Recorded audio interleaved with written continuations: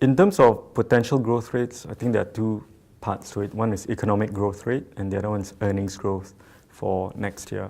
If you're talking about economic growth rate, the two major economies, larger economies that have strong or higher growth rates would be firstly India, where expectations of GDP growth for next year is about 7%. And second would be China, where expectations of growth is about 6.4, 6.5%. In terms of earnings growth as well, I think it's in the same order, where expectations for earnings growth is in India is in the high teens, although I think that's a little bit too bullish. And for China, expectations currently is for earnings growth of about 10 to 12%.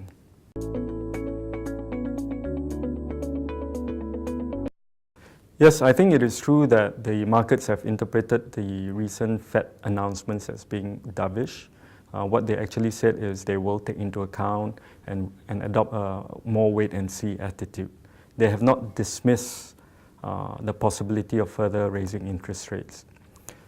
Be that as it may, the markets have interpreted it dovishly, and currently Fed fund futures are pricing in 0 interest rate hikes for 2019.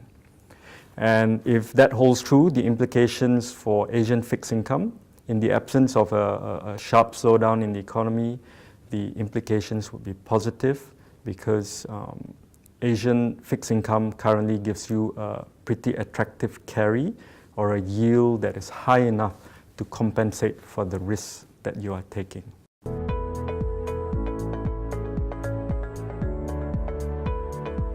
The US dollar, in our view, is peak or peakish. And that is premised on our view also that there will be no further or aggressive interest rate hikes by the US Federal Reserve. Second point to note is our expectations that the growth divergence between the US and the rest of the world would narrow. Last year was a year when the US economy was growing a lot more strongly than the rest of the world, and that caused the US dollar to appreciate. We think this year there will be some reversal of that. As far as the US dollar against the local currency, and by local currency I assume the ringgit, I think a broad US dollar weakening environment should also lead to some strengthening of the ringgit. Our best guess of the ringgit's trading range in the next 3 to 6 months would be between 4 to 4.15 against the US dollar.